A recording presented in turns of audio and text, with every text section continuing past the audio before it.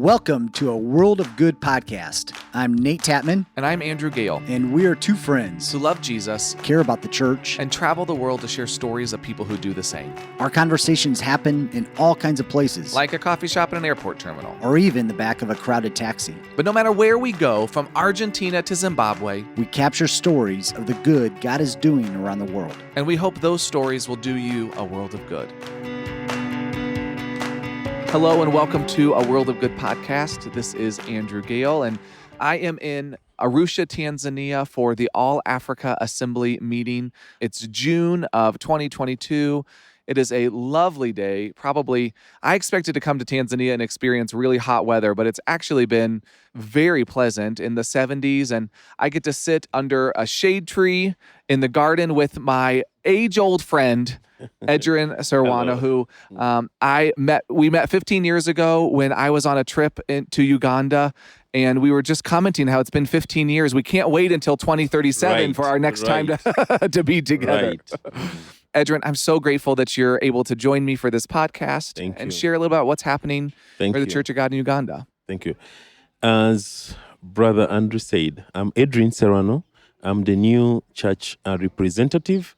I was put in January this year, 2020, and this was a shock because the church, the whole pastor, we had a general assembly, and then they put trust in me, just kind of new, and I was loved that. Yeah, you said you didn't even actually ask to be in the role. They just put your name in. I didn't, and I was known in that thing. I never campaigned, I never asked for the votes, but the church had to put a trust in me. Well, so you are the national leader for the Church of God in Uganda. Yes. And you're also the assistant director at Children of Promise. So you're here for that Children of Promise event that's happening this week. Yes, of course. For those who don't maybe know, well, before we do this, let's talk about your family. You're married and have kids. Tell us about that as well. Yes. They matter. They're important. We love Annie. It's true. I'm married to one of the beautiful wife in Africa and in Uganda. She's called Annie. And God has blessed us with two young men. Adrian is 10 years, and Andy is 7. Wonderful. Wonderful. And actually, I grew up in the Church of God. Yeah. I grew up in the church mainly. We are based in the headquarters, Kasubi. That's where I grew up. Since when my dad died, it was a hard life for me. I thought of leaving and going back in the village.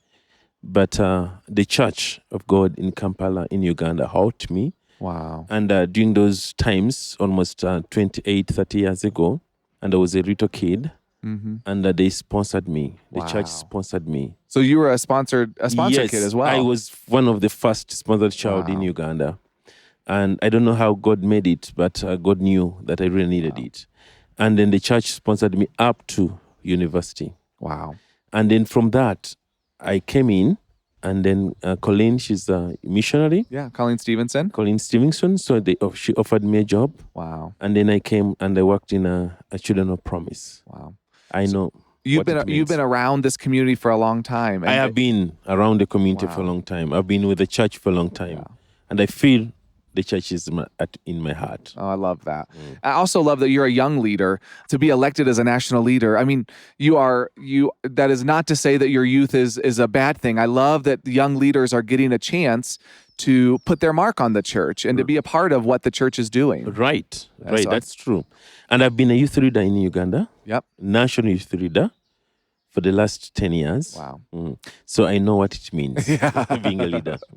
So for those who may not know, some of us don't know the world really well. They may not know Africa. Tell me where Uganda is. Give me a picture on a map of where it is. Actually, when you look at Africa, Uganda is just in the middle. Right in the middle, okay. Yeah, right in the middle. And we are in East Africa. East Africa. Uganda is bordered with 3 countries.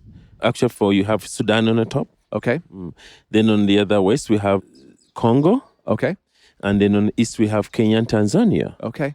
So Uganda is just right there. It's the heart of Africa, and it's so beautiful. Yes. Well, I was going to ask, what is something that, like, if you were to say, I'm really proud of Uganda for this, or this is something that's unique about Uganda, what would that be? Actually, Uganda is called the Pearl of Africa. Okay, the Pearl of Africa. Yeah, it's so beautiful. Yeah. The weather is hot and wet, so we enjoy it. Yes. It's somehow green all the time, so Everyone loves it. Come and join. Come and see. We've been invited lots of places this week, and I Right. love that. I hope that we get to come and visit, and hopefully people listening, if you have not been to Uganda, it is absolutely worth the experience to go and see the church there, true. the incredible work that they're doing. True. So. And we have over 500 churches. Well, that's what I was going to ask. So how many kind of churches, and tell us about the makeup of the church. Tell Right. us about the church in Uganda. Yeah, the church in Uganda. Actually, the church in Uganda, we approximately 600. Wow. The church is growing very fast. And then we have over 36,000 believers. Wow, 36,000 people that are part of the Church of God in Yes, Uganda. Yes, That's incredible. including men and women and kids. Wow. So Very cool. it's so wonderful and so beautiful. Yeah. The majority are women. Okay. Yeah, women are really in everywhere, and kids. That's wonderful. Right. And can women be in leadership roles in Uganda? That's wonderful. Yes, we have a strong women ministry. They are really so good That's awesome. and very strong. So now the Church of God in Uganda is involved in all kinds of different ministry. I mean, we could literally probably just name all the different things that the Church of God in Uganda is doing. But can you give us a quick overview of the kinds of things that the Church of God in Uganda is involved in supporting their community? Actually, we are blessed. The Lord is opening doors every time, although we are struggling, but we have different kind of projects. Yeah. We have schools in Okay. Uganda, over 200 and something schools. 200 something schools. Yes, Wow. yes. Every community is fighting to have a schools, and we really love that. Yeah. And then we have clinics. Okay. We have so far. Church of God is divided in 6 regions. Okay. And then at least we have 4 clinics in those regions. So the clinics that they're like hospital or the clinics where Yes. people go in and get medical Yes, things. That's good wonderful. medical Yeah. facilities. Yeah. So we need that. Yeah, we really absolutely. need that. So we have 4 of them, although we are trying to work that on as well. it definitely. Yeah. And then we have a sponsorship program, Yeah. which is really so good. Yeah. And I'm telling you, the Children of Promise has really done us well. Yes. It's supporting the church, and it's making the church grow. Absolutely. I mean, you are an example of what it means to sponsor a kid and to see Definitely. that and to see the good that comes out of Definitely, that. we really know. Yeah. We know that. Yeah. So it's one of the bondage Yeah. of the church. And I know when I was there 15 years ago, I visited TAP, the 290 AIDS Prevention Program, which was helping to support women and men living with HIV and AIDS. And you guys continue to do supportive programs like that, like you were talking about Kupona and other programs. Definitely. We have the TAP program. The TAP program, these are people living with AIDS. Yes.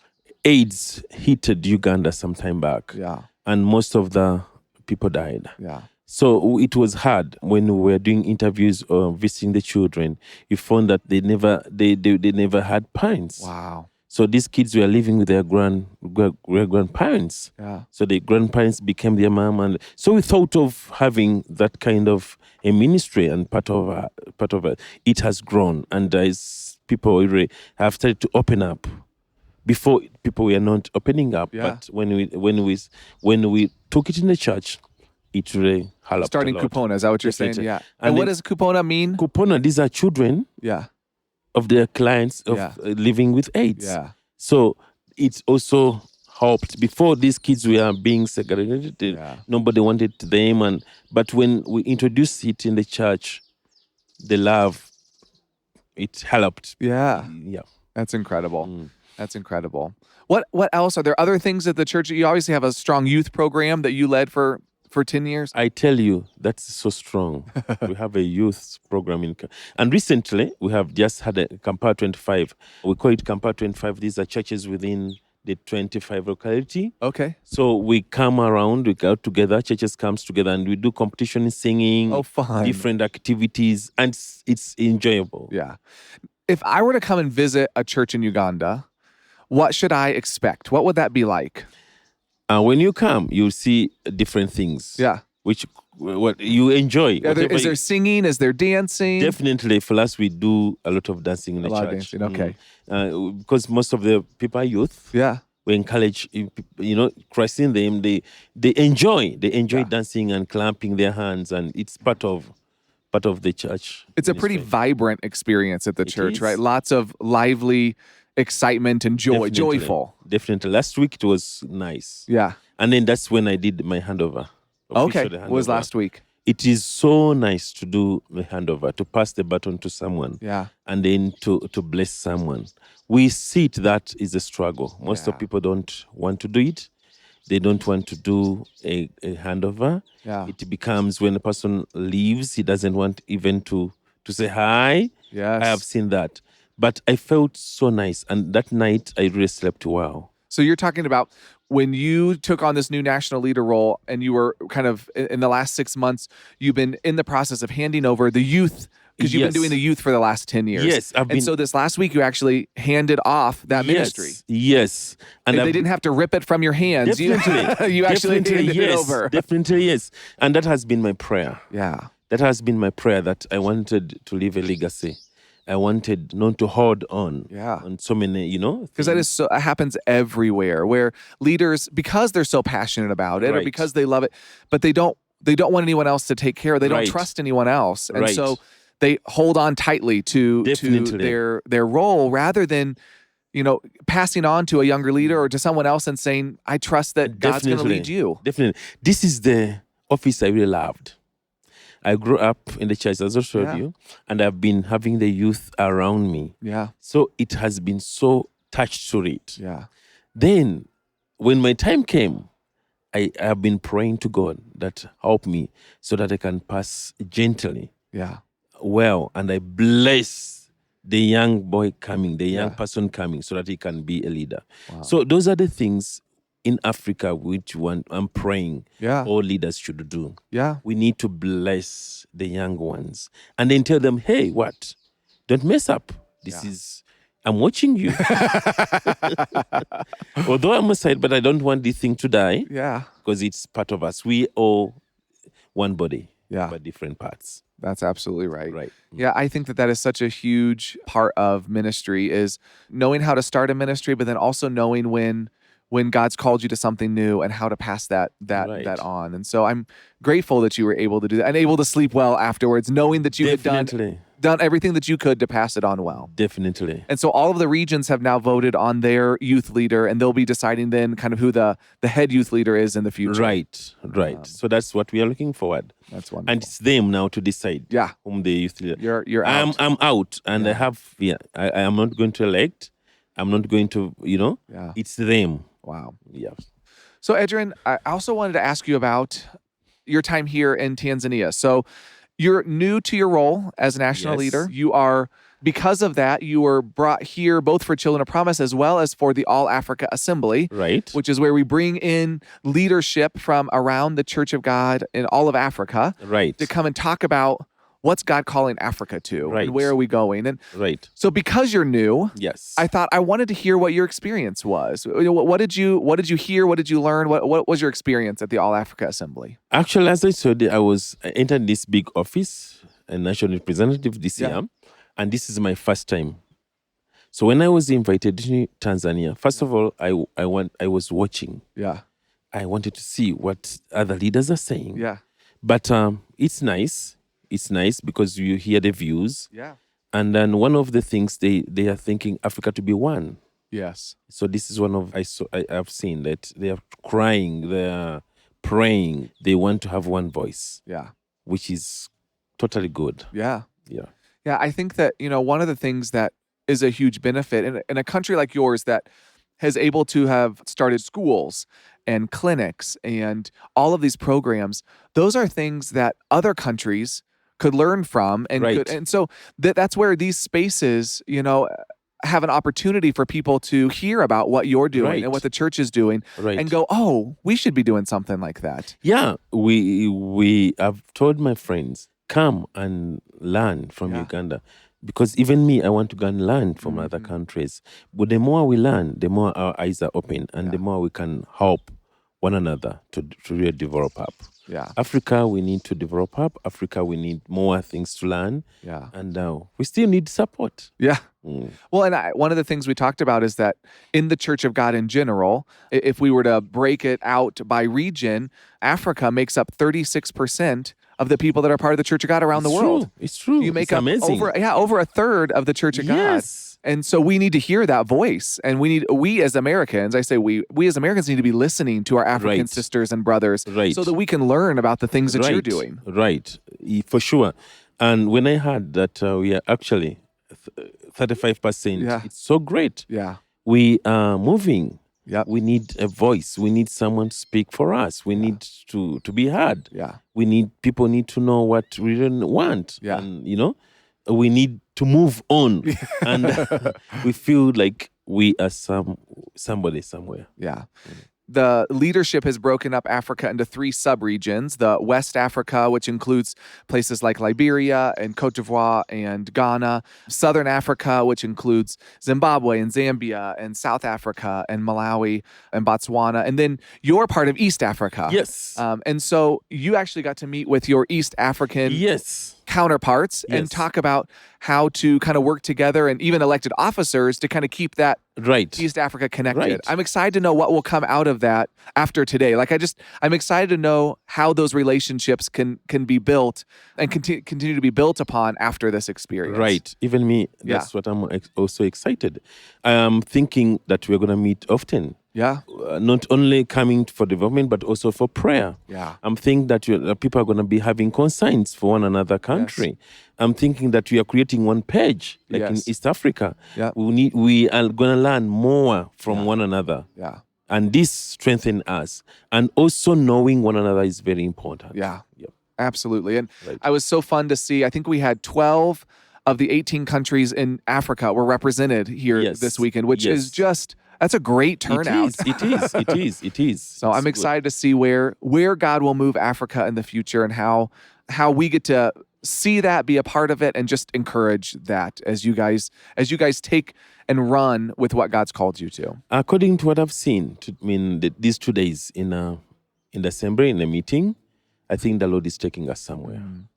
It was a very good vision. Yeah. And I'm thankful for the leaders who had this kind of vision put in place. Yeah. The Lord is really taking Africa somewhere. Yeah. The theme was arise and shine. And I see Africa doing that. Definitely. We are actually rising. Yeah. And I'm seeing a bit of like shining everybody. Yeah. Because everybody was talking with a passion. People were just bring the challenges they're having. Yeah. And everyone was free to speak. Yeah. And that makes Africa. So I saw the blood in them. Yeah. Yep. Absolutely. Right. One last thing. How can we be praying for you as people in the United States that have heard what's going on in Uganda, are excited for you as your new role? How can we be praying for you, for your family, but also for the Church of God throughout Uganda? Yeah, we still need prayers. Kindly for protection. God's protect us. For us, the leadership is not something easy. I'm just a new one in leadership. I don't want to fail people. Yeah. I don't want to fail the church. I want the Lord to use me. So it would be nice if everyone feel my cry. Yeah. And I don't know how I'm going to do it, but I'm just praying the Lord to use me. Yeah. That's the Spirit will be with you. Definitely. Yeah. Thank you. Well, Pastor Edrin, we're so grateful to hear some of your story, to hear what's going on in Uganda. We're grateful that you were able to transition.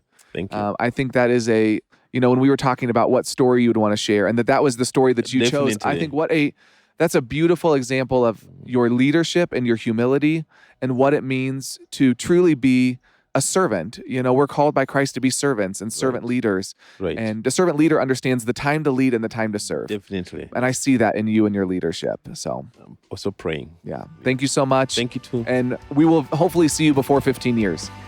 That's it. You have to. Don't take long this time. Thank you. God bless. Thanks for listening to A World of Good. A World of Good is a podcast production of Global Strategy and Church of God Ministries. Our theme song is Colorado by Leo Flores. If you want to join the conversation, visit us at Twitter at A World of Good Pod, on Instagram, A World of Good Podcast, or visit our website, chogglobal.org/A World of Good. And join us next time as we share more stories of good from around the world.